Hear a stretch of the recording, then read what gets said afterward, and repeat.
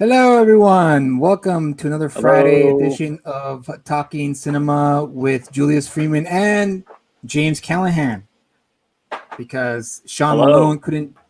Hello, say hello. I'm sorry, James. Go ahead and say hello to the people in the How's it world. going, everyone? Happy Friday. Happy Friday.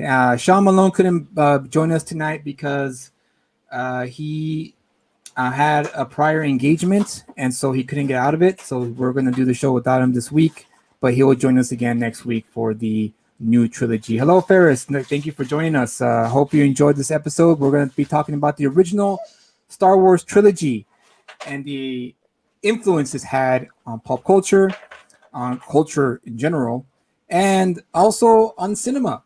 You know, let's face the facts here. Star Wars considered to be just a popcorn film, but as time went on, it's now considered to be a classic in the annals of cinema history, considering the fact that A, it made a bunch of money, a whole bunch of money, and Sure B, did. it really did push the special effects game forward thanks to George Lucas's absolute like batshit insane like need to push the boundaries of special effects in cinema. And if it wasn't for Star Wars, of course, obviously 2001 Space Odyssey is the first one to push that, but Star Wars being the action, not just, not an esoteric, science fiction movie like 2001, but considering this is a popcorn film, um, if it wasn't for Star Wars, we wouldn't have Terminator, Aliens, I want to say, right? I mean, all For kinds of stuff. the All kinds success, of yeah, stuff. all kinds I of mean, stuff. we So wouldn't have the summer blockbuster, maybe. I mean, although like there you Jaws, go. kind of started that, kicked that off. But I mean, Star Wars was the dragon that the studios would chase for basically the next 40 years. Absolutely, absolutely. When was the first time you watched? Let's get right into it. What was the first time you watched Star Wars, James? I saw it when it was re-released for the special edition, and at the time I was not really into older movies, so I hadn't seen I hadn't really seen any classics. I was just all about seeing movies, more contemporary movies, and I had a really hard time getting into older films and kind of getting on that wavelength. And so my family dragged me to go see Star Wars: A New Hope when it was re-released, and as it turned out, I saw that and Empire in the same weekend because I think I went when Empire was re-released, and then I got a copy of Return of the Jedi that I watched at home. So I basically crammed the whole trilogy in a weekend, and at that point, like I had a license to play with the toys, and I knew Ah, I understood who all the characters were, and yeah. it was off to the races at that point. And that was kind of my window into it was just trying to like get into that iconography and understand what lightsabers and Wookiees and Millennium Falcons were basically. Well, what was the for you anyway? What was the I guess what hooked you? What was it that hooked you essentially? I know lightsabers and stuff are cool, but what exactly was or when you first start when you realized like this is something special that I'm watching? What was the moment or the moments or the moment in the film that made you realize, wow, I love this. I can't wait for more.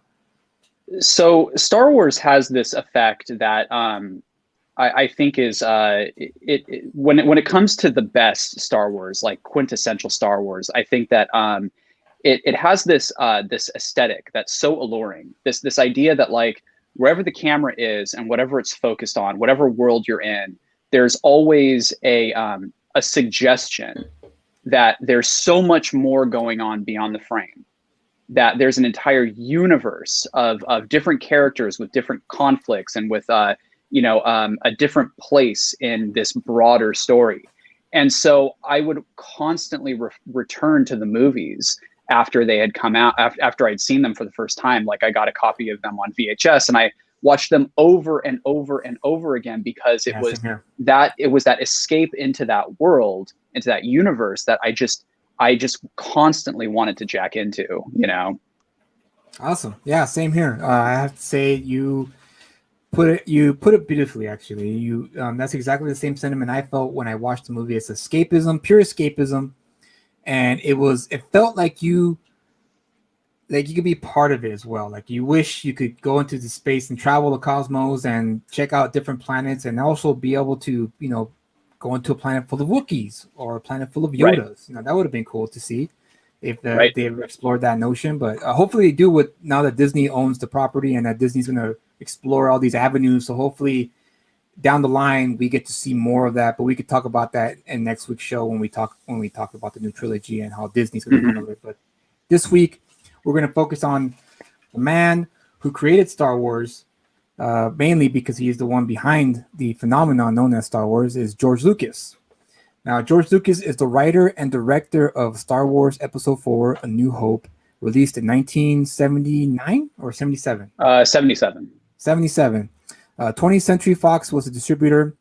It came out with rave reviews, if I remember correctly, from what I've read.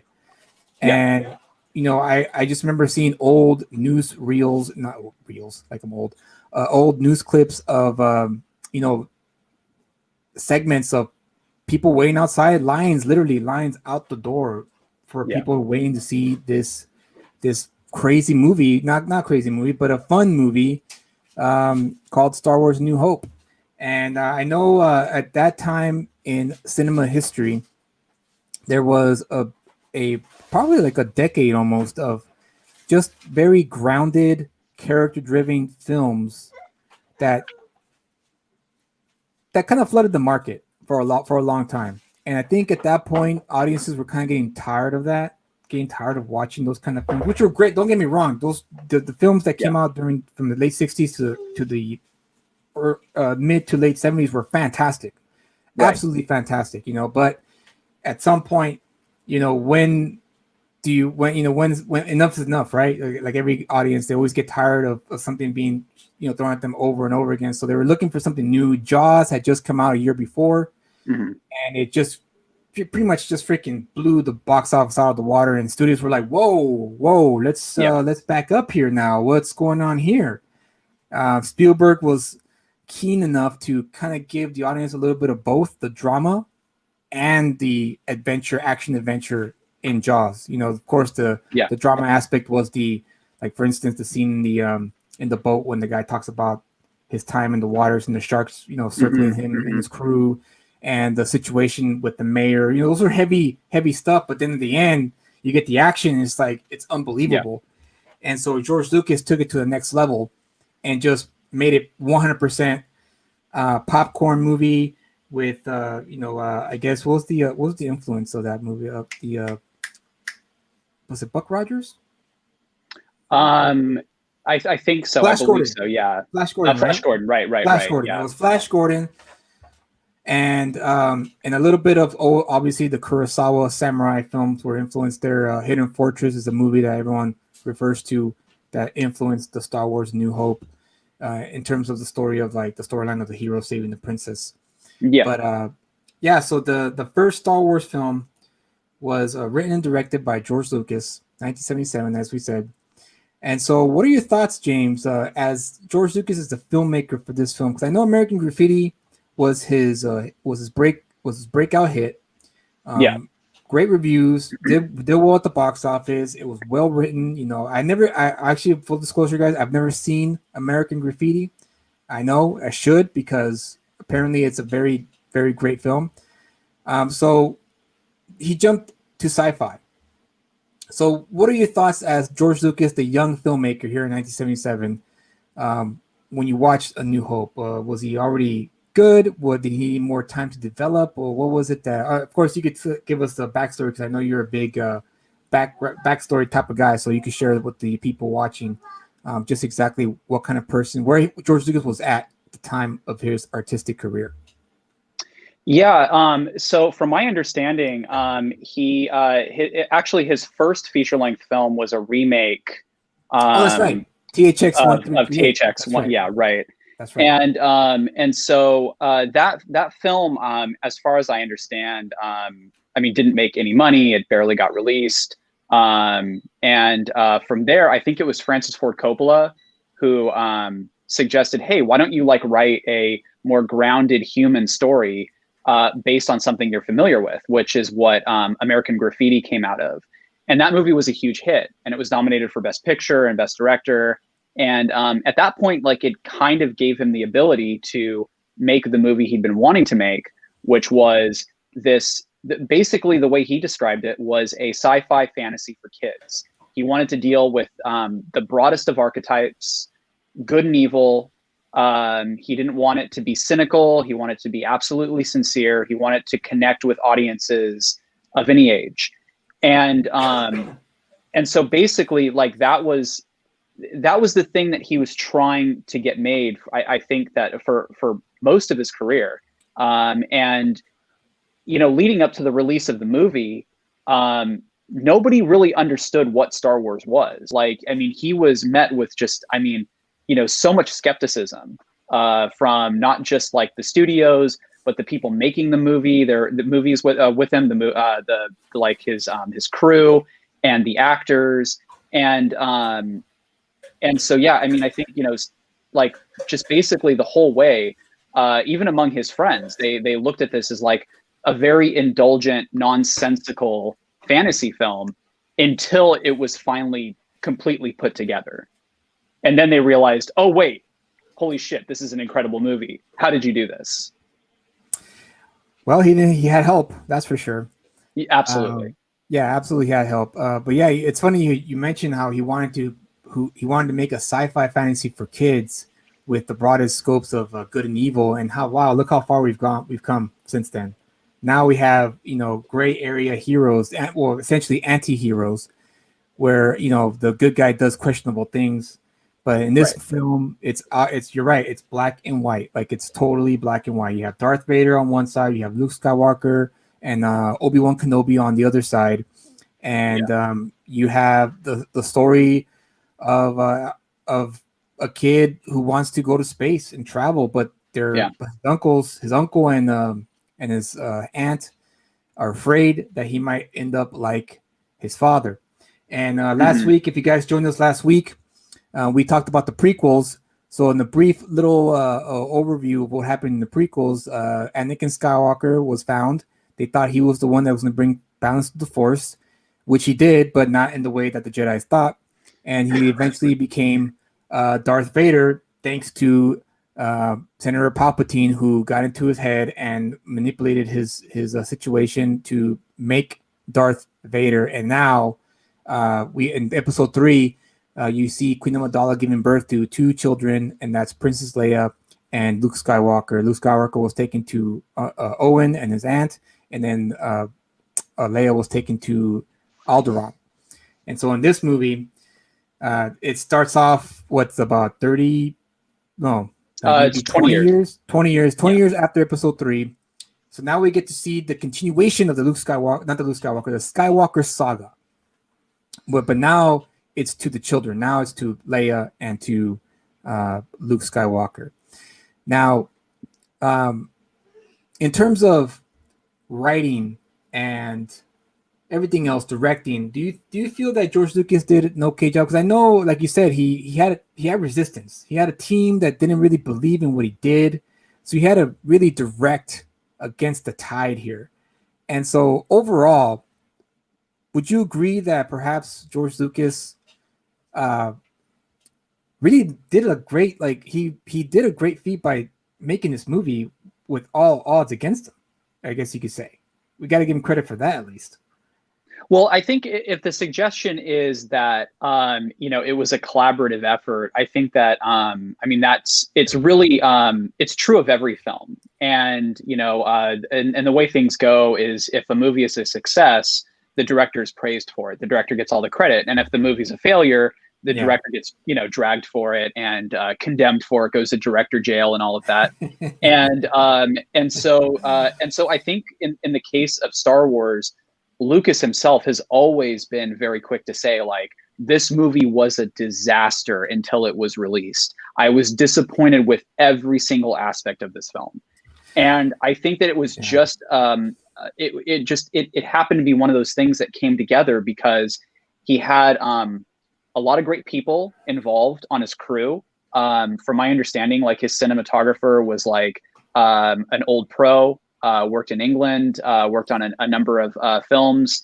and gave the movie a very like classical look that I think that became the aesthetic that the entire series would kind of adopt, which is just like not a lot of flashy, camera moves. Everything is just very, very formal and it really just ignoring a lot of the like 70s aesthetic that was going on. Absolutely.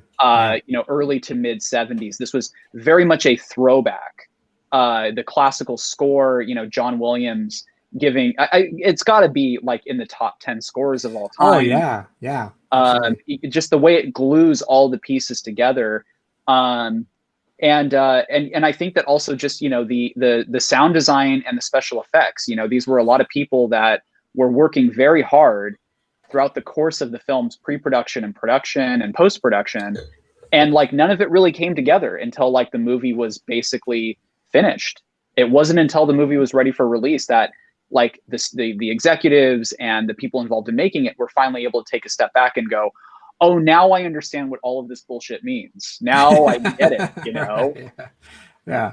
It's always the trailblazers that the people don't understand until they understand them, and go ahead. Okay. I was gonna say that if it really wasn't, one auteur, work of one singular vision, like if there were a lot of people involved that had to bring this film to fruition, I just, when I was rewatching A New Hope this week, I was just thinking throughout the entire movie, like this movie was made before people knew what a Luke Skywalker was, before they knew a Death Star and a Vader. Yeah. And like, I mean, I can't imagine what it must've been like every day to try to convince people that you weren't full of shit and that this movie wasn't the most ridiculous movie ever made. Right. And I really think that like just his dedication to that vision is really why I think he still kind of deserves, most of the credit for it. Absolutely. Yeah, you're right. Because he pushed through, he stuck to his guns, even though he ended up in the hospital after he finished filming shooting the film, I should say. Due to do you have a heart attack or exhaustion? Can't remember. I think it was. I can't remember exactly what it was, but it was some form of just exhaustion. And I was watching a documentary, and the cast was saying that he was deeply depressed. That they even tried to cheer him up, but they couldn't even get him out of the depression by like trying to cheer him up. And I can only imagine just how terrible it must have been on the set of a movie like that, where you're just like, this is a disaster. My career is over. Yeah. Can you imagine? And check this out. Here's some trivia from IMDb. It says here that George Lucas was so sure this movie would flop that instead of attending the premiere, he went on vacation to Hawaii with his good friend Steven Spielberg, where they came up with the idea for Indiana Jones after they found out Star Wars became a success. Look at that. Can you believe that? And the second thing, another trivia here that's pretty good is the George Lucas decision to accept a lower salary on the movie in exchange for full merchandising rights was considered a fool's gamble on his part. Toys based on movies had never been major money earners. Woo! I bet those executives were like going, "Damn it! What the hell?" Oh yeah, absolutely. When he got those numbers, man, he was like, "All right, I'm doing it. I'm doing it for sure." Ferris had a good comment here. Never underestimate Elstree Studios and the talent accumulated over the generations. Most young directors don't receive the benefit of the doubt due to lack of experience, a line of the stars, of overall talent in multiple departments. And you're absolutely right, Ferris. What's this here? Spielberg still receives points of share from Star Wars. Based on a bet that they had. Yeah. I had no idea. Yeah, I guess Close Encounters was coming out around the same time, and Lucas was certain that Close Encounters was going to end up outgrossing Star Wars. And Spielberg was like, "Hey, I don't know about that. Let's have a bet." And I think they betted like they bet some of their points on the profits. And so Spielberg still gets a check for Star Wars A New Hope profits, which is it's incredible. Yeah, that is incredible. My gosh. So let's talk a little bit about the editing, because apparently the editing is what saved the film. Like you said, like you mentioned earlier, George Lucas was depressed. He thought his career was over because the shooting, obviously from, I'm pretty sure if whoever's out there listening, if you ever directed a film and things don't go well during the shoot, chances are the end product is not going to end well as well, meaning the post production stuff. But in this instance, it must have been the line for George Lucas because he was depressed. He thought his career was over, and when he went to edit the film, his wife or fiance at the time, Marcia Lucas, and Paul Hirsch, I see here, and Richard Chu, the editorial team of the movie, essentially saved his film because George Lucas wasn't really a good editor. He was more of a visionary type of guy. He was a big picture type of guy. So editing, I'm sure, was not his strong point. But considering that he had a good team on his side, they apparently saved his film. So I have a clip here I want to show you guys. Let me just get it ready here so I can show you. It's a 4-minute, it's a 18-minute video. I highly recommend you check it out because it really goes into detail as to how the editing saved Star Wars A New Hope. But this is the last 4 minutes of the video because of the that covers the last scene of the film, which was the destruction of the Death Star. So here we go. Enjoy. Written and cut. The Battle of Yavin went something like this. If Gold Leader doesn't pass, he gets destroyed. Then Red Leader doesn't run. It's away! Just hits the surface. Then Luke does a run. And also fails. Then Luke does another run. And finally succeeds. Kaboom. Good job. But here's the big difference. In that version, the Death Star wasn't about to destroy the Rebel base. I'll say that again. The Death Star was not about to destroy the Rebel base. It was literally just sitting there, waiting to be blown up. This is where Marshall Lucas came in. The first thing she did was recut the trench run, basically from the ground up. This included removing Luke's first run, but also more importantly, incorporating the idea that the Death Star was about to blow up the Rebel base. If you pay close attention, you'll notice that every single piece of footage that has to do with this idea is being delivered with off-screen dialogue over inserts. That's how we can range in 5 minutes, or by reusing footage from other scenes. Rebel base, 1 minute, closing. Like this shot here. I can safely assume that this was reused from the previous scene when they arrived at Alderaan. We've entered the Alderaan system. For a first-time viewer, you would never know the difference. Wow. And as Marshall Lucas puts it, it was all editorially manufactured. So why is this so important? Just think about it. Rebel base, in range. You may fire when ready. If there's no threat to the rebels, then there's no joy in the victory. Essentially, Exactly. They just went and killed a bunch of people, which they did. But now it's a fight for their own survival. So there you have it. Okay. The intent of this video So there you go. is to dwell on the fact that George Lucas went back and Wow. changed Sorry, the let me- original trilogy. There we go. So see, the importance of editing, people, is it could literally make or break your film, and that was a prime example of how an editor was watching the film and she went to the director and says, "Hey, you need something here because if you don't have this here, there's no reason to have it here." And thankfully, George Lucas was, perceptive enough to go, "Okay, you know what? You're right," and it helped. It really did save the movie because now you're at the edge of your seat at the last moments of that destruction of the Death Star. So it's an important factor there, guys, that editing is another important factor of making a great film. And another example is the film Once Upon a Time in America, directed by Sergio Leone. And when that film came out originally, it was panned by the critics as one of the worst films of the year. And it was due because the studio cut out, I think they cut out like 20 minutes of the film, which No, they cut out destroyed like 2 hours of the movie or something. 2 They hours? cut out so much. Yeah. it. It was like And a so 4-hour film that they cut down to like 2 hours or 2.5. No, that's or right. something. That's right. You're Yeah. right. You're right about that. It was a big chunk, which totally killed the movie. And then when they found the footage and they re-edited it back into the film, there's a funny story that James Woods shares, and he said that the same critic who watched it originally said it was the worst movie of the year. When that critic watched it again in the re-release, they said it was the greatest movie they've ever seen. And just goes to show just how far editing can take your film. Good editing, anyway, can take your film if you have a good editor in your hands. Yeah, it's interesting. You mentioned before that that Lucas's talents may not have been with editing, but from my understanding, he was kind of a technical whiz when it came to everything from the from camera work to editing, and was that was really what his where his talents lie. But it came like when it came to actually directing actors, that's where his biggest Mm, problem was.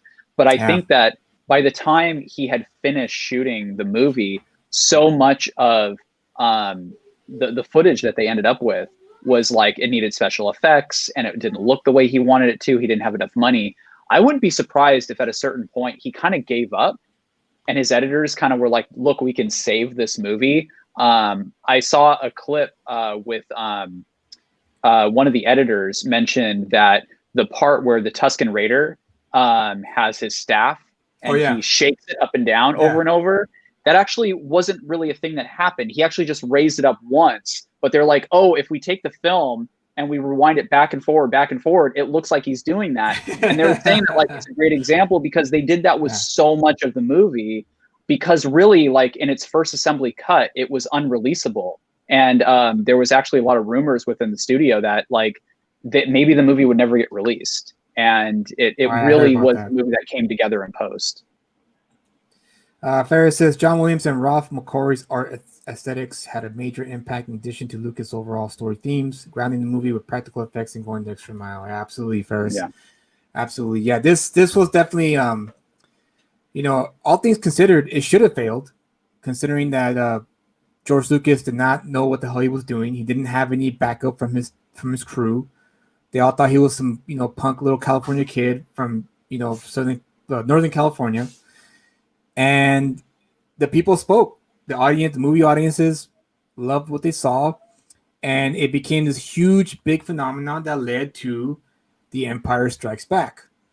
And it's a great title as well because first episode 4 was A New Hope, and then 3 years later, after the release of A New Hope in 1980, Star Wars Episode 5, The Empire Strikes Back, which is a fantastic title, if I have to say. The title doesn't Would you agree? lie. The Empire really does strike back.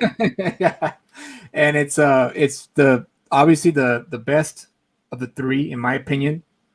James, do you believe it's the best of the three, or do you have a one that's higher than The Empire Strikes Back? I think that The Empire Strikes Back is a better made film. It's a better written film. It's a better paced film. It improves on the original film in every conceivable way. The only thing that I have against the movie is that it was relying on the material that came before. A New Hope had to do all of the heavy lifting of establishing the world and establishing the characters and the conflict. Right. And then Empire just got to go buck wild with all of that stuff that had been established. And like, I have a really hard time comparing the two because they're both so good. And in a way, I feel like A New Hope is the one I'm more impressed by. But Empire is just a blast. Every moment of that film is incredible. And beyond just being a great Star Wars movie, it's like one of the best written films I've ever seen. Like Yes, the writing agreed. is incredible. Just fantastic. Yeah, George Lucas stepped out. He stepped back from the director's chair. He had such a terrible time with New Hope. He didn't want to do it again. But obviously, with the success of A New Hope, the studio 20th Century Fox wanted him to make another one to cash in on the popularity of the first one. And of course, George Lucas jumped on it. Who wouldn't, right? If you were in his shoes. Right. But he was smart enough to say, you know what? I'm going to step back because I didn't have a good time directing. I almost died from the first film, so I'm not going to do that again. So he hired Irvin Kershner to direct Empire Strikes Back, and he hired Lee Brackett and Lawrence Kasdan. Kasdan, thank you, to write the screenplay based on the story that George Lucas wrote for Empire Strikes Back. And this is the prime example of George Lucas showing that he is better suited of being a producer and a creator and producer of a series, because he was able to get the right people to direct and produce this, make this film essentially. And if you guys have not seen Empire Strikes Back, shame on you. You should watch it. You should have seen it by now, especially with Disney Plus. If you guys have Disney Plus and you have not seen Empire Strikes Back, you should watch it because it has, like James said, everything that you will want in an action adventure, fantasy, sci-fi, film. Um, uh, all the actors come back for the second one. They're a little older, and the story progresses. Now you see Luke wanting to learn more about the Jedi way and has to find Yoda. Han and Leia. Um, what's that? What's that storyline? I think they leave Hoth. They escape Hoth after the Empire finds them, and then that's right, they go to Cloud City. They have to go to Cloud City because the Millennium Falcon is malfunctioning. They can't go to hyperspace, if I remember correctly. Is that correct, James? Yeah, you're also skipping Correct me if I'm over wrong. a long stretch where they're going through an asteroid field and getting chased by the Empire, and it's just That's a right. very, That's very right. exciting and very dramatic, Yeah, great incredibly sequence. well-paced, action sequence and set piece. Absolutely. Yeah, I forgot. Thank you for reminding me of that. And here we get to learn more about the Jedi way, which is what my favorite parts of the film was the fact that you got to learn what is a Jedi, what does a Jedi do, what is a Jedi supposed to do, and what not supposed to do in the like, for instance, like for Darth Vader with in the guise of Darth Vader. And we get introduced to Yoda for the first time. And I have to admit, when I was a kid, I used to hate that little bugger. I used to hate Yoda because he was so annoying. I found him so freaking annoying. Wow. I wanted to smack him in his little face because he wouldn't leave Luke alone. He kept going through his stuff. What's this? What's this? Like a freaking little petulant child. And then, of course, he totally redeems himself when he reveals that he's the Jedi Master that Luke Skywalker is looking for, which totally was like a mind, like for me anyway, as a kid, was just mind blowing because I was expecting something different too, like Luke Skywalker, because apparently Luke Skywalker was proverbially us, right, the viewer. He Yeah. didn't know what he was expecting, just like we didn't know what we were expecting. We're expecting someone like Yeah. Obi-Wan, an old man Jedi who has these crazy powers, but it turns out to be this little small green alien, which was a nice little twist, and it was cool to see. It eventually, end up loving the little guy in the end of it because you find out that he truly is wise, and he is powerful, and is right for the most part anyway. When he's gets to the point where Luke sees what's going on with Leia and Han and in Cloud City and decides to go and save them. And of course, Yoda's like, "You got to be careful, bud, because something's waiting for you out there, and it's not going to be like that forest. That forest that tree you entered. It's not going to be like that. It's going to be something totally different, out of your reach." And of course, it leads to the great lightsaber duel between Darth Vader and Luke Skywalker, with that great line where Darth Vader tells him, "The Force is strong with you, Luke, but you're not a Jedi yet." And and then it starts off with that. So it's what are your thoughts about the overall film in general in terms of directing, writing, also so yeah, tell us some of the scenes you love, some of the scenes that you hate, maybe. Let us know. What do you think overall? Well, I think that the way that it sort of deconstructs the original film and in such an incredible way subverts all of our expectations from what I think we were expecting after A New Hope. This great action adventure, this incredible hero who came from nothing, and honestly, by the end of A New Hope, I think he became a celebrity among the Alliance, and he probably let fame get to his head a little bit, because when we catch up with him in Empire, he doesn't have time for anybody's bullshit. Like, look, I destroyed the Death Star, you can't tell me shit, and that is basically his MO. And when I was rewatching it this time, I was really paying attention to basically the fact that once he leaves Hoth and he goes to Dagobah, he fails pretty much at everything he sets out to do. Yeah. Every test that Yoda gives him, I think he gives him 3 tests, like one is the cave, one is like, lifting the ship. And then one is the big one of just saying like, look, Vader is using your friends as pawns to try to lure you into a trap. I'm telling you this, and you're still not listening. And he pays the ultimate price by the end of the film when he's given information he wasn't ready for. He loses a hand in the process, which I'm sure sucks.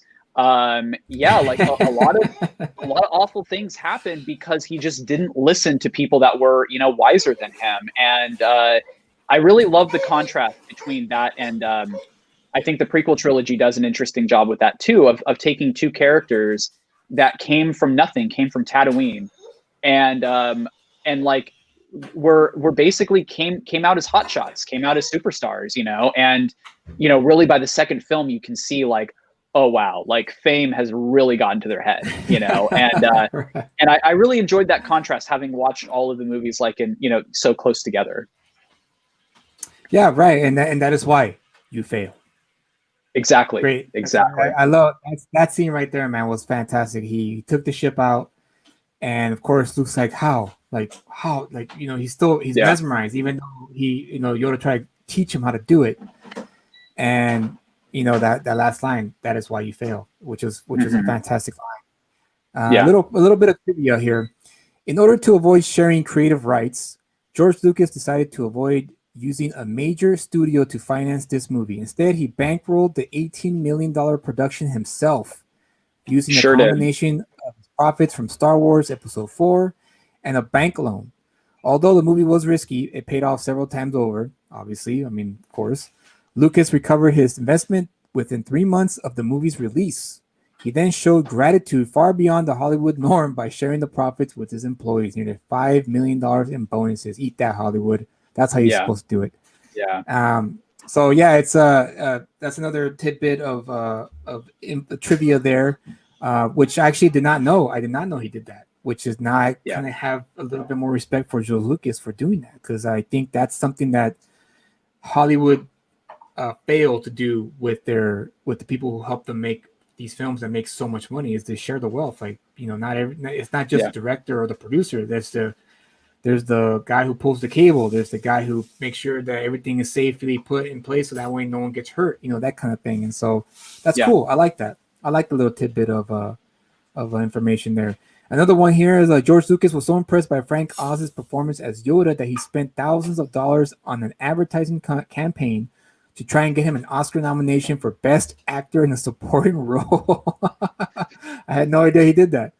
Lucas's campaign ultimately failed because it was felt that a puppeteer wasn't an actor.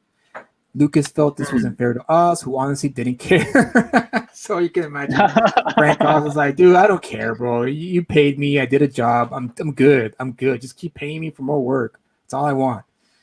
So yeah, Sonia. So now we lead to, they have their fight. Like you say, he loses a hand. He finds out the big surprise. He's his father. Now, first time you're watching it, James, how old were you when you first watched this movie? I was 11, I believe. 11. So you're 11 years old. Yeah. Did you have any idea of this twist or no?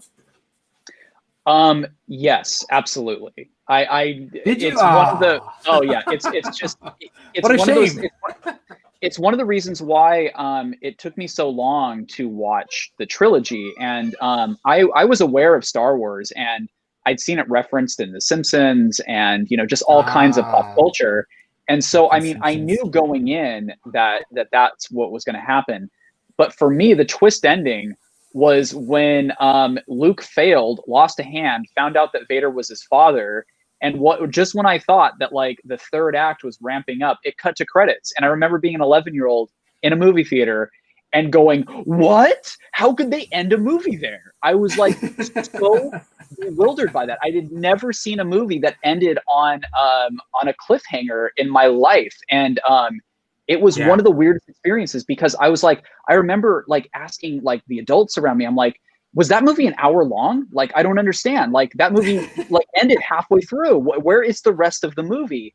And I think like one of the reasons why I didn't end up seeing Return of the Jedi in the re-release was because I had to immediately rent a copy of Return of the Jedi and find out exactly what happened. Because I can't imagine what it must have been like for people that had anticipated the film between 77 and 80, and then like had it I end, know, man. you know, right there, and then had to wait 3 years, you know, speculating about like, was Vader lying, you know, all of those different things. So yeah, that was the thing that still managed to shock and surprise me, was the fact that they just, that, you know, that they had the audacity to end a movie like that, a big, huge anticipated blockbuster. It's so ambitious, you know, of them Very to do. ambitious, for sure. Very ambitious. And I think, you know, the fact that George Lucas financed it himself, I think that helped. I think that helped a lot. Because Absolutely. I think if a studio financed this, the studio would be like, no, dude, you can't end this movie this way. You got to give the audience something. And I would say he did the right thing by saying, no, this is what I want to do. This is how I want to make it. Because I'm pretty sure he had Jedi in mind as well, right? I mean, obviously he had to have had Jedi in mind. He did, and it's really interesting because I was watching this documentary called Empire of Dreams that's on Disney Plus, and I'd seen it before. I haven't seen that one yet. I haven't seen that yet, but I want to watch it. It's long. It's very informative. It's a little dated, but like there's a lot of, you know, really good info in it. And it sounded like, you know, people at Fox lost their jobs because they just basically were like, oh, you know, you basically want to negotiate against your salary to just, you know, have rights to sequels and merchandise on a movie that's not going to make money and ever spawn a sequel. Fine, go ahead, you can have that. And then sure enough, like, you know, when the movie was a huge hit and they're like, all right, let's get ready for sequels and merchandise, they're like, wait, Lucas gets all of that? He has the rights to all of that? It really was just one of those things where, from my understanding, it was a situation where the studios were sure to never let that happen again. Like they all like got on the horn to all of the other studio execs and they were like, don't ever let anybody ever negotiate that kind of deal again. So I guess it's safe to say George Lucas, now that you're telling me all this, I'm kind of getting a bit more respect for him now. Oh, yeah. A lot more respect for him now that he did this, because that's actually the American dream in a lot of ways. It sure is. Yeah, absolutely. You know, he went outside the system. He piggybacked off the success of the first film, which rightfully so. He worked really hard to make sure that movie was made, and he did it against all odds. And now that he was reaping the benefits of his success, well, why not? Why not put up the $18 million of your own money plus a bank loan? And then, you know, according to this trivia, 3 months after the film's release, you get that back. That's amazing. Yeah, that's right. Talk about paying off. You know, a gamble paying off. That's awesome. Oh, yeah. That happened. You know. Let's see. There was a ID Crisis says, as a kid, I couldn't understand why there was no huge explosion at the end of Empire. Something big was supposed to explode, right? It was emotion. It was emotion. ID Crisis. That was the thing that exploded. Was the wow? Like, I can't believe it. Luke Skywalker is the son of Darth Vader, and Darth Vader tried to convince him to join him, but instead, Luke, being the hero that he was, decided to just commit suicide. Screw you, Dad. I'm out of here. Yeah, and he just that'll jumps. show him. Yeah, I'll show you. You're never gonna get me. I'd rather commit suicide than join you. And of course, in the original trilogy, the Emperor was played by a different actor. He had a different look. I just remember thinking, like, what is wrong with this guy's eyes? In the original. And of course, in Jedi, it was a different actor, which I think was the better choice personally. So that's a good segue to start with Return of the Jedi. Oh, but before we go there, we forgot to mention another thing, another twist. Another twist in the movie. Han Solo being captured by Boba Fett. Right. And being betrayed by Lando Calrissian. Right. And of course, this happened because Harrison Ford didn't want to come back for the third movie. I guess he had heard by George Lucas that he wanted to make a third one, and Harrison Ford was like, "Oh, I'm done with this. I don't want to do any more of this stuff. I want to move on." And so I think this was a way for Lucas. You can correct me if I'm wrong, James, but I think Lucas wrote this scene just in case. He didn't come back. They can at least have something the audience will know. Okay, well, he's not coming back because he was captured by Boba Fett and taking the Jabba the Hutt. But if you have more insight on it, do you have any more insight as to what happened with the Harrison Ford situation there? One of the interesting things about Star Wars history is that it tends to get, I think, mythologized a lot, and so I do kind of wonder exactly what was going on with Harrison Ford and his reluctance to come back. I think he was maybe negotiating in public a little bit. Maybe he wanted a bigger salary. The other Bastard. actors had apparently negotiated in their contracts to be in all three films. And he became a movie star, and I don't think he was under contract for that. But Wow. at the same time, like, I think for him, he was saying that wouldn't it have been interesting to kill Han in the first act of Return of the Jedi? Like, basically during the Jabba escape, like, what if they kill him off, which gives the audience the sense that, like, oh wow, like anybody could die. And it's an interesting choice, and it's something that I think if if it had been the same creative minds behind The Empire Strikes Back, they might have, very well gone with that. Yeah, I think so. And I think that I think Return of the Jedi has this reputation for being a little soft among the three films, but I do find the choices that they made, even though it's interesting to imagine, like, what would it have been like if Han had died, like a third of the way through the film. I'm glad he didn't. Even though he doesn't have a whole lot to do on Endor, like, I am glad he's there until the very end, and I'm glad he gets to be there at the celebration. So, I mean, I don't know. Like, I definitely think it's one of those things where, especially when I was like a teenager and in my 20s, I was just like, oh, Ewoks, and like everyone had to have a happy ending and tie a little bow on it. But I think as I've gotten older, I appreciate that, like, this is the third act of a fantasy for children. And, there needs to be that sense that, like, what, the heroes won, they got to enjoy it, so I don't know. That's my take on that. This was 1980, right? So when did Indiana Jones come out? What year did that movie come out? So Harrison Ford was basically running the tables on the blockbusters in the late 70s and early 80s. Like, he had A New Hope in 77, Empire in 80. Raiders in Blade 81. Runner. Wait, Blade Runner was 82. Okay. Then Jedi's 83, and then Temple of Doom is 84. Like, he's in the biggest movies of that era. It's really incredible. Okay, all right. I was just making sure I got my wires crossed there. But speaking of the Han Solo scene, here's another bit of trivia that's pretty interesting. Having Han Solo frozen in the carbonite was, at least in part, due to the fact that they were not sure that Harrison Ford would return for a third movie. When Star Wars Episode 4: A New Hope was made, Carrie Fisher and Mark Hamill were signed to a 3-movie, just like you said, but Harrison Ford refused to do it. Ford even requested, like you just mentioned here, George Lucas to cut off Solo. Wait, that's not the one I want to read. Oh, here we go. Sorry, I read the wrong one, guys. I'm sorry about that. When Han Solo was about to be frozen, Princess Leia says, "I love you." In the original script, Han Solo was supposed to say, "Just remember that, Leia, because I'll be back." But at the time of filming, Harrison Ford wasn't entirely certain he did want to come back for a third movie. There is a recurring legend that his line, "I know," was ad-libbed. However, Alan Arnold's book, Once Upon a Galaxy, a journal of the making of The Empire Strikes Back, includes a transcription of the discussion between Ford and director Irving Kershner, in which Ford suggested the line.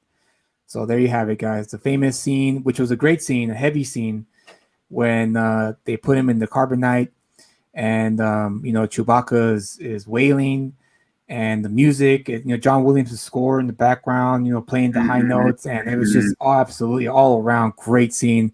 And then the smoke goes up, and then he's in carbonite, and it's all downhill from there for the heroes up until the young Padawan Luke Skywalker returns and saves the day.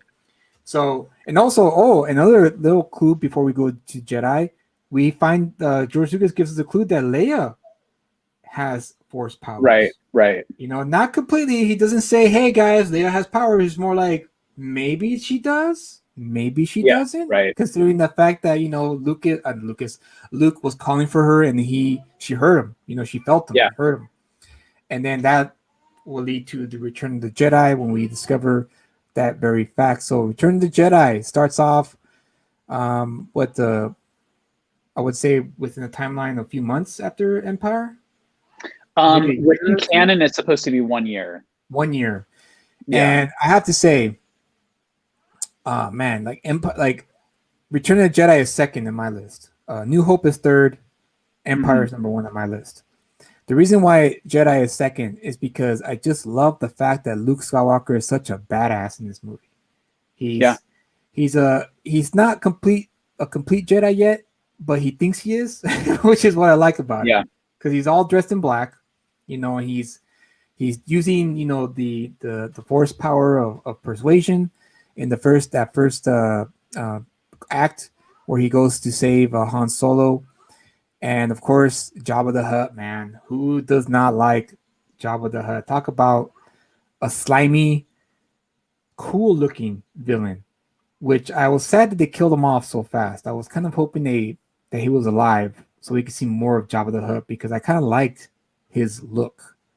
It's an incredible, iconic look, and an incredible, iconic, I think it's like the entire first act of Return of the Jedi takes place at Jabba's palace and on the sail barge going through the dunes of Tatooine, and just the imagination on display throughout that entire sequence. That whole bar scene, man. That whole bar scene. All of it, just all of these different creatures, the Rancor, the Gamorrean guards. It is just. It's one of my favorite parts of just Star Wars in general. Is just being in this atmosphere where there's just there's a social hierarchy there. There's there's this whole a lot of world building. And it's all very subtle. It's all very well done. It's just incredibly done. So Star Wars Episode 6, Return of the Jedi, released in 1983, directed by Richard Marquand. Now, I wonder, do you happen to know, James, why they didn't get Irving Kershner to return for Return of the Jedi? Because I would imagine if he did such a great job directing Empire, they would bring him back for Return of the Jedi. So is there any reason why Lucas decided to go with someone like Richard Marquand as opposed to Irving Kershner? So this is another one of those print the legend type of Star Wars within the Star Wars mythology where everyone's kind of got a different story. I think Kershner said he turned it down. Lucas was like, I don't know even know if I really wanted him back. That's not my version of events. But apparently there was some controversy with Lucas and Hollywood politics. They didn't like certain aspects of the control that he had on his films and the way he dished out credit. Specifically that the movie didn't open with opening credits, ended with credits. And there's something about the director needed to be credited in the beginning of the movie. There needed to be some kind of a film by such and such. And so wait, are you referring to the DGA guidelines? Right. And so he had a lot of issues with them on Empire. And then with Return of the Jedi, his first choice was Steven Spielberg, and I guess Spielberg wanted to make Return of the Jedi, but because Spielberg was a member of the DGA, he couldn't make it. Weirdly enough, his next choice was David Lynch. What would have been very weird. And there's another again, it could be a little bit made up, but David Lynch has said that Lucas came to pitch him Return of the Jedi. And as he was pitching him Return of the Jedi, he said he got the worst headache he'd ever had in his life. And he took that as a bad omen. And so he turned it down. But yeah, I mean. Oh my God, dude. Are you kidding me? David Lynch. Can you imagine David Lynch directed Return of the Jedi? Oh, I would just imagine the Emperor, it would have been weird. Maybe there would have been a dream sequence with Luke Skywalker sleeping, and the Emperor would have been snapping his fingers, Luke, come on, join the dark side. Luke. He would have been talking backwards. Yeah, talking backwards in the dark, film the dark speed side. up and slow down. There'd be bright lights and it'd be very surreal and very interesting. Wow, that would have been pretty interesting to see. David Lynch Star Wars. Wow, that would have been even right now my mind's is reeling right now just thinking about it. Just wow. Okay. All right. Let's move on. Let's move on to the story. And so they save Han Solo in a great sequence of an action sequence. I just kind of wish they gave Boba Fett a bit more of of a badass, scene. He had a great look. I remember as a kid too thinking like, wow, this bounty hunter has a great look. I like his helmet. I like his outfit. I like the way he carries himself. And then, one little hit and he's gone into the pit. The most embarrassing yeah. especially for a character that would become so iconic. Absolutely. Being badass cool. And then you just see him scream as he just like slowly tumbles into I don't know, what could have been a preventable death. I don't know. Like, did he still have his jetpack? He did have his jetpack still. Yeah. It's just it's which is maybe, well, I know in the comic books, after the fact, Dark Horse Comics owned the licensing to Star Wars, and anything that was written had to be approved by George Lucas himself. So when there is a comic book issue out there where Boba Fett does escape that pit. What's the pit called? Tarlac pit? The Sarlacc pit. The Sarlacc. Yeah. The Sarlacc? Sarlacc, I believe. Sarlacc. Okay, Sarlacc pit. And so there is a comic book out there where Boba Fett does rise from that pit, and he survives, and he goes on his merry way to continue on being a bounty hunter. And from what I've read, or from what I've heard anyway, it was pretty good, and George Lucas liked it so much that he approved it. And so there's that. But we hopefully in the season of not the Mandalorian, of the Book of Boba Fett, hopefully we'll get to see that, because that'll be interesting to see what they're going to do with how they're going to explain how he survived that death in Return of the Jedi, which is fantastic. Which hopefully will be cool, fantastic. I hope it's it starts off with some kind of like Geppetto in the belly of the beast, just kind of like him thinking about his life. I don't know. It really finds its way out. Kind of like a Tony Stark in the spaceship and Avengers Endgame, just like, all right, well, I guess this is it. This is all I was gonna have to deal with it. Accept my fate. There's got to be a couple of Gamorrean guards down there, so I'm sure you could fry up some bacon and for a little while, So yeah, that'd be cool. So then, they save Han Solo. He goes back to Dagobah, Luke, to visit with Yoda, who's dying of old age, and you find out. Does he find out that Leia is his sister here in this part, or is that later in the movie? James? It's the scene after that with Obi-Wan. Sorry, okay. I might be cutting out. Yeah, you're okay now. You kind of froze there for a second. I was wondering if maybe Disney struck down the channel because I'm showing a picture of Star Wars. I hate you, Disney. I hate you with all my guts. The scene after the Yoda passes away into the Force. He has a conversation with Obi-Wan, and then Obi-Wan says something about a twin sister, and then Luke is like, Leia! Leia's my sister. It would have been funny if Luke was like, yeah. Leia's my sister. Oh no! Oh God! No! Right in front of Han, and Chewie, and 3PO. Oh my God! And then that's right. The B story is the Emperor, right? Convincing Darth to lure Luke to his ship. And then they go to Endor, and then Han and Leia go to Endor, and that's when we get introduced to the Ewoks. Now, the Ewoks are a subject of controversy because a lot of people who hate the Ewoks, but I personally love the Ewoks. I thought they were great as a child. I found them to be fun. And even when I watched it again recently, I still think they're fun. I didn't think they took anything away from the film. I don't think they ruined it. I thought it was a perfect balance with the dark stuff that we're going to see later on with the Emperor and Luke and that whole segment, that whole sequence there. And so I think it was a good balance in my opinion. And of course that those scenes, man, those speedsters in the forest of Endor. Whew, yeah. Talk about, I mean, the special effects were not that great, but just the fact that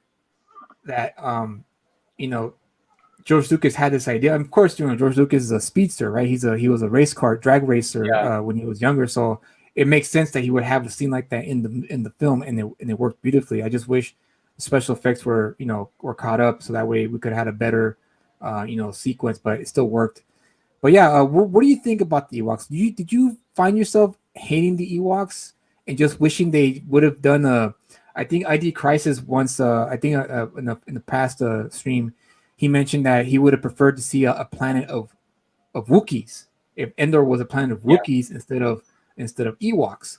So what do you think? Do you agree with that sentiment, or do you feel like the Ewoks worked well with the Return of the Jedi?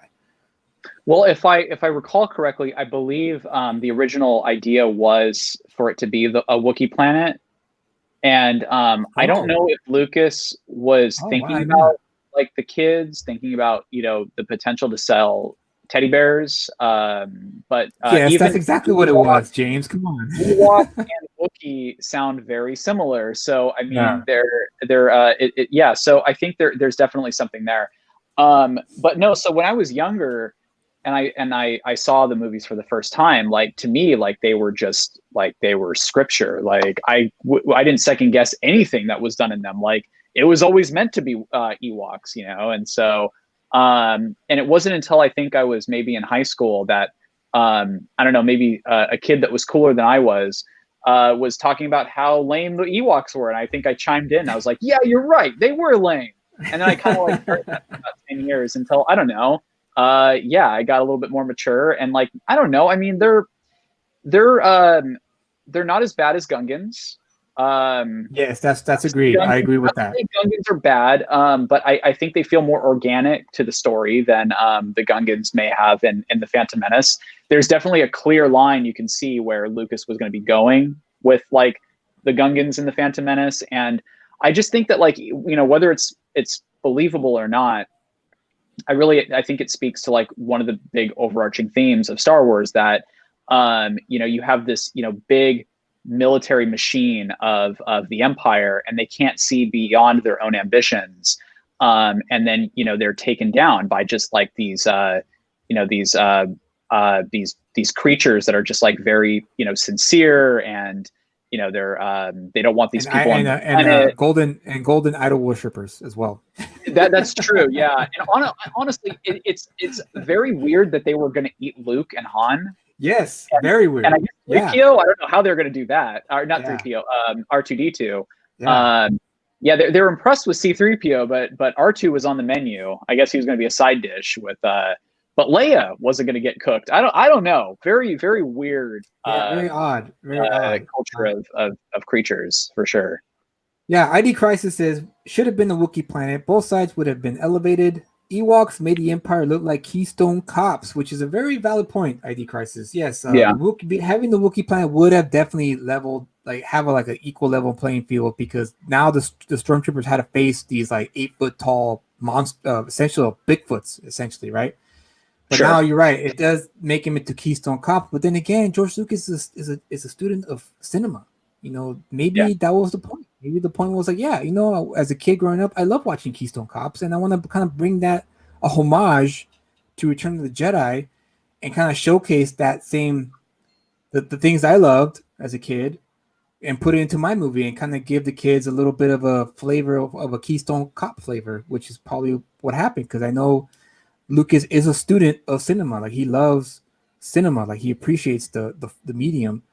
And graduating from USC, I would imagine he was well versed in all those old films and probably studied them very closely. So maybe that's why he chose the Keystone Cops thing.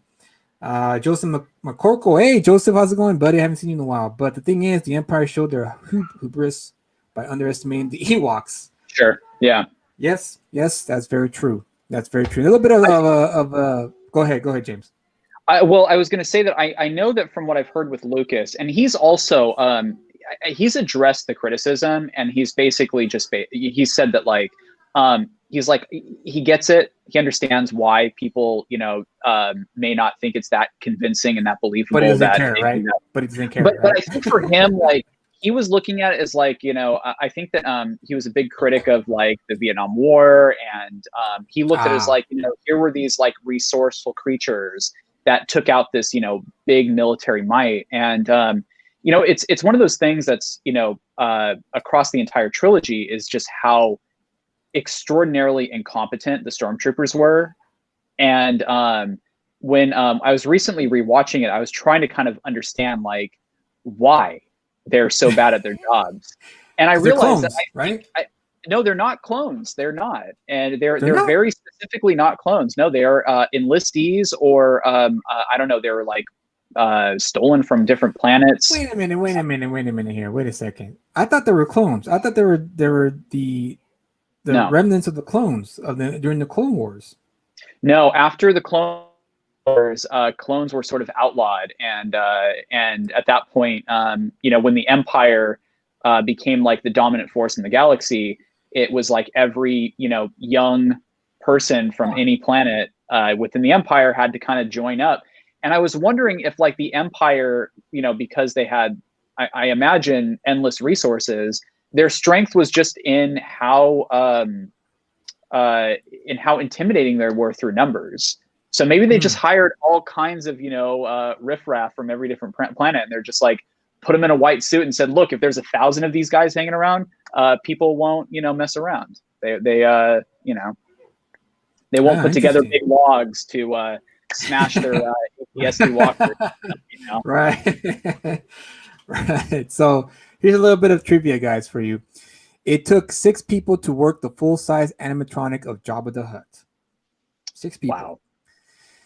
Wow. Let's see another one here. According to Ian McDiarmid, George Lucas originally cast him simply as the physical performance of the Emperor, similar to David Prowse as Darth Vader. This became evident to him when a producer told him that if he was able to get his voice close enough to Clive Revels, who portrayed the Emperor's voice in Empire Strikes Back, Lucas would let him use his on-camera vocals in the final cut of the movie. However, McDiarmid felt he could conduct a stronger, more wicked and demonic voice for the Emperor as opposed to Revels' more aristocratic Emperor. Lucas and even Steven Spielberg were so impressed with this take that it ended up becoming a signature trait of the character. So there you have it, guys. So that's a prime example of an actor taking over a role and owning it, which is what you want to do if you're an actor. You want to own a role, so that way no one else can do it but you. And so that was a great good move by Ian McDiarmid's part there. In 2004 DVD release, George Lucas explained the reason behind why Yoda told Luke that Darth Vader was his father. Lucas had consulted with a child psychologist during the making of the film. The psychologist said that unless it was unequivocally stated that Vader was Luke's father, moviegoers aged 12 and under would dismiss Vader's claim to be Luke's father as a lie. And the last one, the Emperor's chair was mechanized so that it could rotate when the scene called for it. However, the mechanism never worked properly, so Ian McDiarmid had to make it move by shuffling his feet. So you can imagine him shuffling his feet as he's moving to face Luke whenever he was talking to him in the scene. A piece of tape on the floor told him when to stop so it would not be visible to the camera, which is a smart move by George Lucas. So now, where are we at in the story? Hi, honey. How you doing? Sorry, my little girl wants to say hi to everyone. Say hi to everybody. Cameo. Say hi. How's it going? We're talking about Star Wars. Okay. Here you go. That was my daughter, everybody. Where are we in the movie? So we're Endor. Luke gives himself up to Darth Vader. And here we have the scene where we finally hear Darth Vader's real name, Anakin Skywalker, the first time ever said in the film. And they have a back and forth, and here Luke absolutely, just totally embraces that Darth Vader's his father.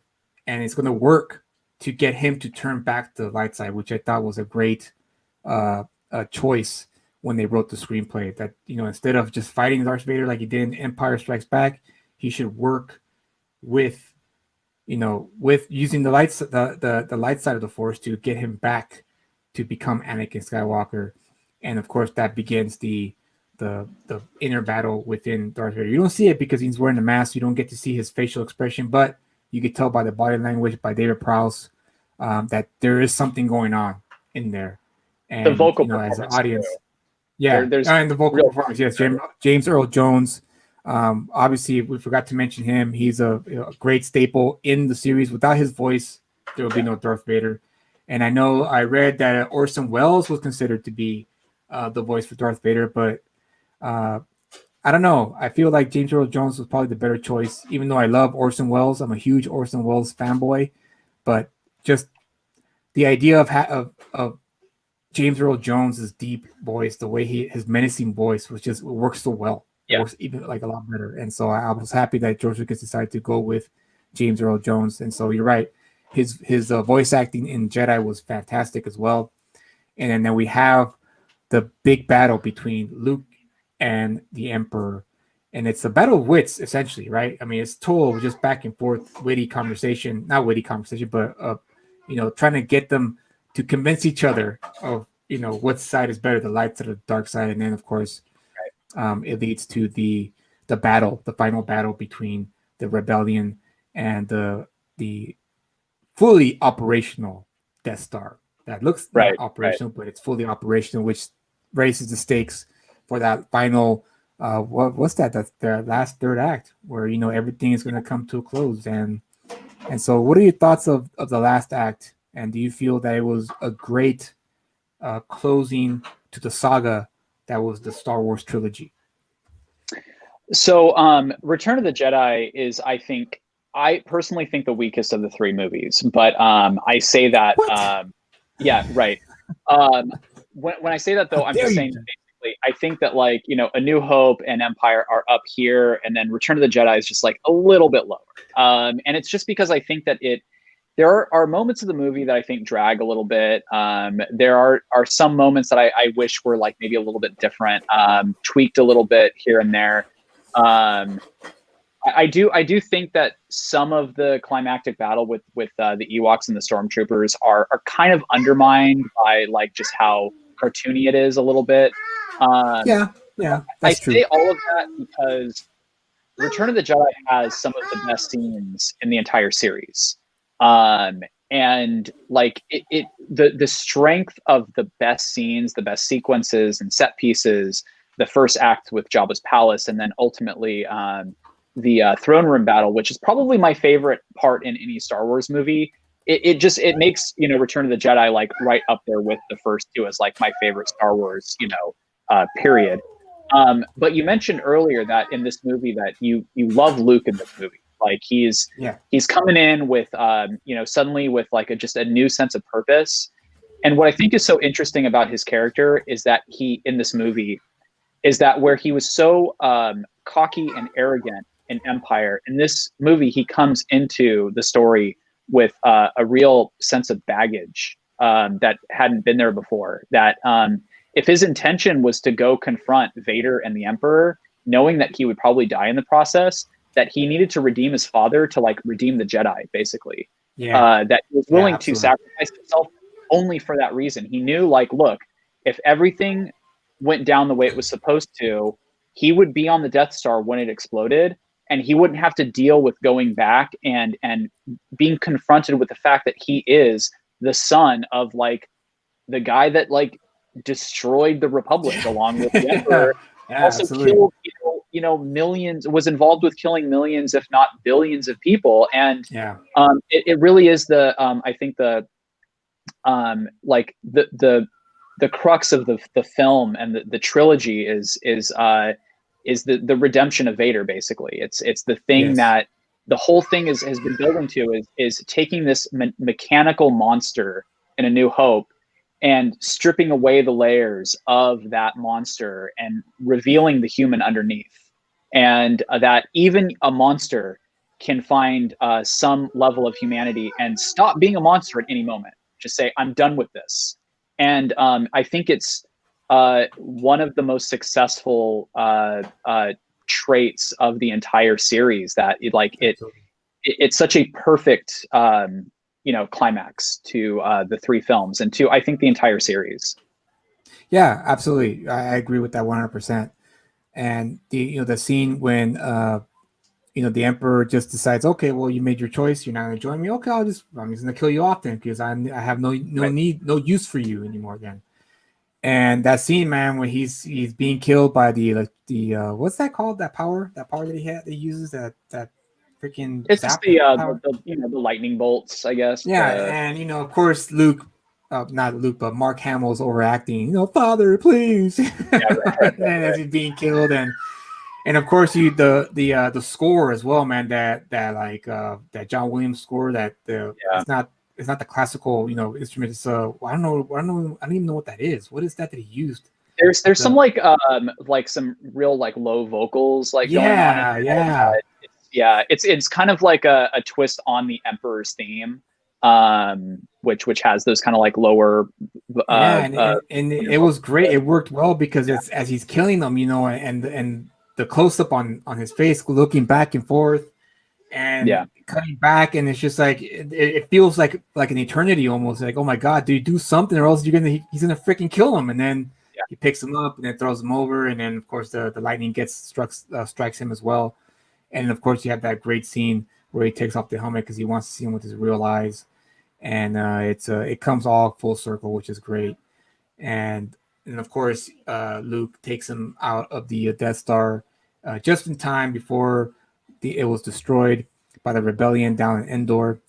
And of course you have the famous scene where Han Solo finds out that Leia and Luke are brother and sister. And at first Han Solo thinks they're gonna be a couple because he has no idea what they really are. And here I have a clip for you right here, and I think this is the clip I showed you last week, James. So I think everyone out there is going to enjoy this because we all enjoyed it here at my end here with James and I. So it's incredible. If Disney takes me down, it's worth it. This is worth it. Here we go, guys. Ready? Enjoy.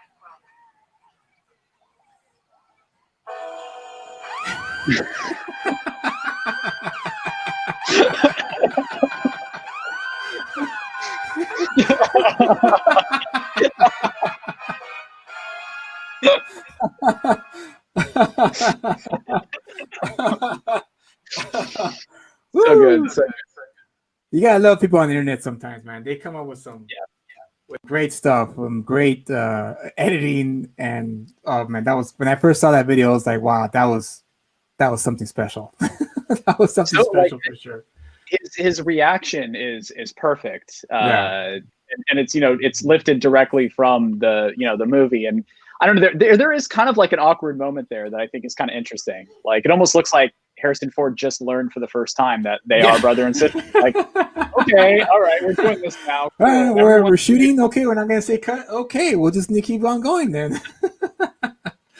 But yeah, that was the only thing that kind of bothered me about this film. Was just kind of like, really, George, you had to go there? Like, did you really have to have her kiss Luke in the lips then, if that was the case? But then, of course, this was pre-shared universe, things that we have now with Marvel and DC, the DC universe and Marvel universe. Now things are a bit more cohesive, but back then Star Wars was the first of its kind. It was the first saga, right? The first trilogy. Before that, it was mainly sequels, right? Part 1, Part 2, and that's it. Godfather came close, but they didn't pull the trigger on the third one until early. I think it was the late 80s, or 89, 90. So they waited too long for that. And I felt that obviously Godfather Part 3 was a cash grab, no doubt about it. But the George Lucas saga, the Star Wars saga, was definitely the first of its kind, which actually led to a trilogy being a thing, with Lord of the Rings. And what was Back to the Future, the Back to the Future films, which was also a trilogy. And so it was the beginning of something that, again, once again, George Lucas was ahead of the game. Like, he just had this vision, and I think he should have stuck being a producer. I think that's what he should have stuck with. But obviously, he wanted to be more than that. He wanted to be a director. He wanted to be a writer. And apparently, from what I've heard from other people, he's very anal when it comes to the rules of how you're supposed to tell a story, and it kind of gets in the way of the creative process.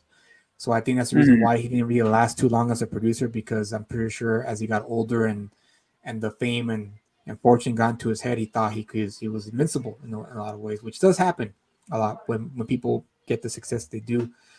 So this was definitely the I guess you could say the golden age of Lucas's career. Like, he was just the right guy at the right place at the right time. American audiences were ready for something. Oh yes, ID Crisis. You're right. I forgot about Planet of the Apes. You're absolutely right about that. Totally forgot about that. I take that back then. I take that back. But yeah, Lucas was definitely he just like I said, the right place at the right time. The audiences were ready for something fantastical, and they got it. And I mean, now what? This is 30, 40 years now. 40 years, yeah. later. 40 years later, people are still talking about it. People are still talking about and want Star Wars. They want more Star Wars. Yeah. And the fact that the re-release happened, and that, I think that gauged Lucas into pushing for the prequels, and that obviously we had the show last week. If you have not seen it, check it out. It's a last week's show. We covered the prequels, but then after that, that's when he let it go to Disney. He sold it to Disney for how much, James? 2 billion? Was it 2 billion? Oh no, that was 4 billion. 4 billion. I think Okay, so I was off by 2. 4.05 billion, if I remember correctly. Four Very weird. point five Yeah, billion right. dollars.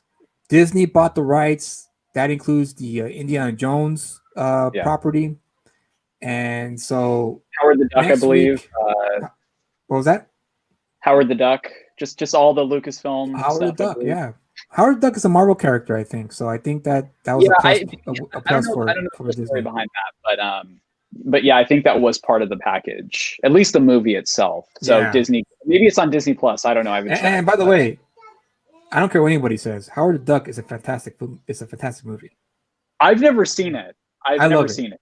I love it. Okay. Everyone hates it. Everyone bashes it. But I Uh-huh. freaking loved it.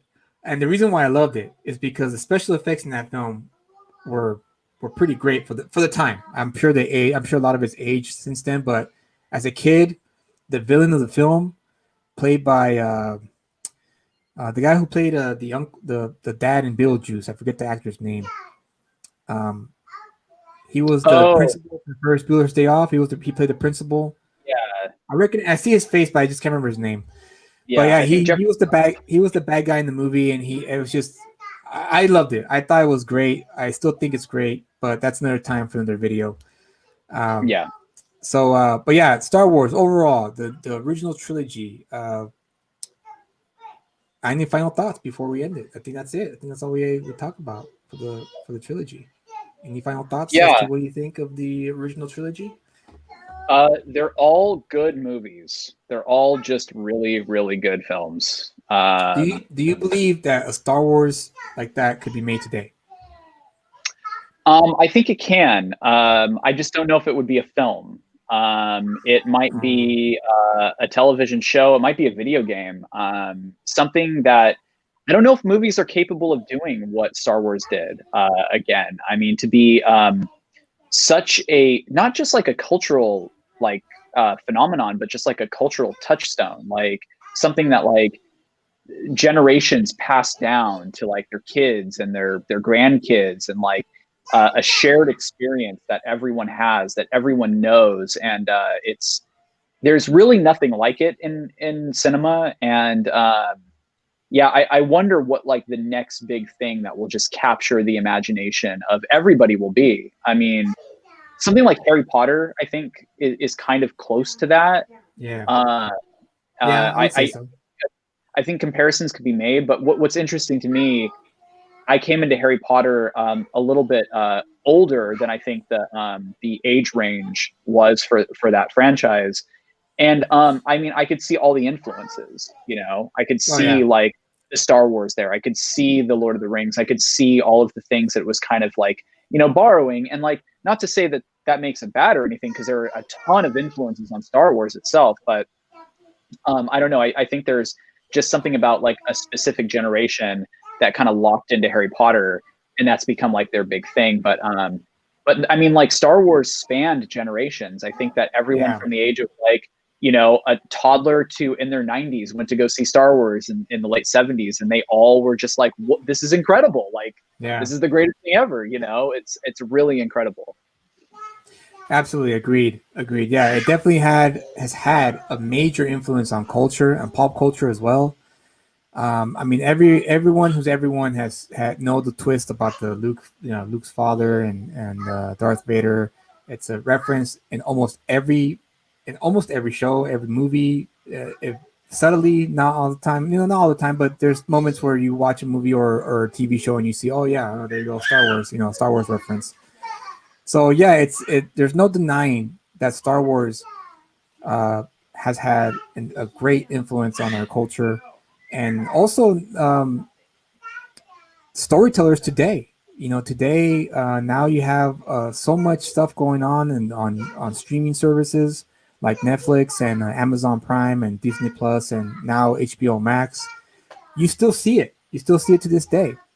And it's safe to say that the Star Wars phenomenon, I think, it's gonna stay forever now that Disney owns it, and they're gonna keep producing new material, and a new generation will come about and become, you know, aware of the original trilogy. And let's hope, here's hoping anyway, that the generation that comes after will still appreciate the original trilogy, because it began there. That's where it began.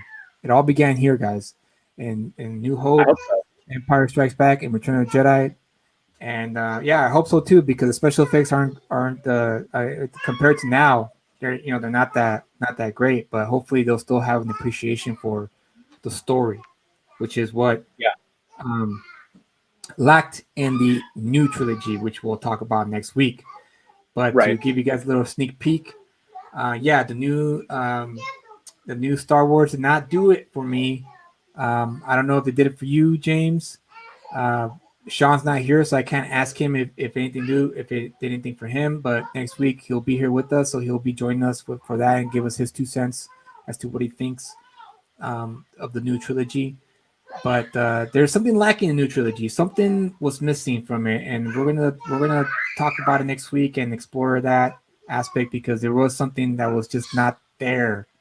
There was no Yeah. magic there, and we'll go into deeply into it. But before we go, is there any last things you want to say before we call it a night?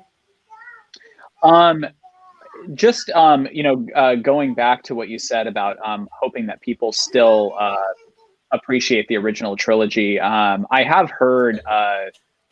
I think people watching these movies for the first time have more of a difficult time watching them than the sequel trilogy, the new Disney films, or even people that grew up with the prequels. And I think it's interesting how, you know, style changes and movies become they're paced differently, and I find that really interesting. But every time I rewatch the trilogy, and especially A New Hope, I'm kind of blown away by how incredibly well paced and well written that movie is. And I don't think it's one of those movies. It's like it's a timeless film, like Casablanca, where I'm like, I don't feel like I need to say, oh, it's great for its time. Like, if you really appreciate what goes into the process of you know, writing a film and telling a story cinematically, like, there are very few examples in cinema history of a movie that is as well put together as the original film and the original trilogy. And Agreed. that would be my takeaway. No, agreed. That's well said. I couldn't agree with that more. So that's it, guys. That's the episode for the original trilogy. Hopefully, you guys learned something. Hopefully, you guys will. If you guys have not seen them, again, shame on you. You should go and watch them now if you have Disney Plus. Because at this point, there is no excuse to not watch these movies. At least watch them once, even if you're not a big fan of sci-fi. They are very impressive. You're absolutely right. They are very impressive. You could at least watch them once, even if you're not a fan of sci-fi. Because I have friends who hate Star Wars, but they've never seen it. And the reason why they've never seen it is because they hate the hype. So Mm. if you are in the same boat, which I don't blame you, because hype does suck a lot of the time, just watch it once. It won't hurt. And at least you could say I watched it, I didn't like it, and you go on your merry way. But you'll be surprised how sometimes you may watch something you hate and you end up liking it. Like for instance, myself, I used to hate Blade Runner with a passion because I thought it was the stupidest movie I've ever seen. But that's because I saw the theatrical release. But the moment I saw the director's cut, that was it. I was hooked. It was again once again, guys, editing is like key to making a good movie, and that's what happened with that. So like I said, I hated Blade Runner. I couldn't stand it. But the moment I saw the director's cut, I learned to appreciate Ridley Scott's ability to tell a good story in the sci-fi trope. And even though I kind of think he's underrated, as you saw in my first episode, no, not underrated, overrated, Right. overrated. But with that said, guys, join us next week. Next Friday, we'll be talking about the new trilogy that stars Daisy Ridley and some other actors. I can't remember her name. That's the only one I remember is Daisy Ridley. John Boyega, thank you. John Boyega and Oscar Isaac. And so we'll be talking about the new trilogy and how much we loved it or how much we hated it. It's going to depend. You'll be surprised. Some people, you'll be surprised with some of our opinions on some movies. So, check us out next week where we talk about that. You can engage, leave a comment. Don't forget to hit the like button. Don't forget to subscribe to the channel and leave a comment. It helps with the algorithm. It helps to let people know about our channel so that way we can grow and we can share our love of cinema with all of you fine people out there. Because if you guys don't understand, cinema is not just about Marvel movies. It's not just about the DCEU. There is something more to it.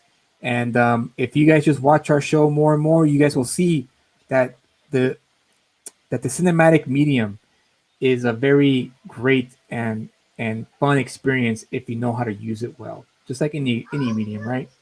Would be a comic book form, be it a novel. If you could do it right, it could be great. So with that said, good night and have a safe weekend. Stay safe out there, guys, and we'll see you next Friday. Take care. Good night. Good night, And good luck. everyone. Good night.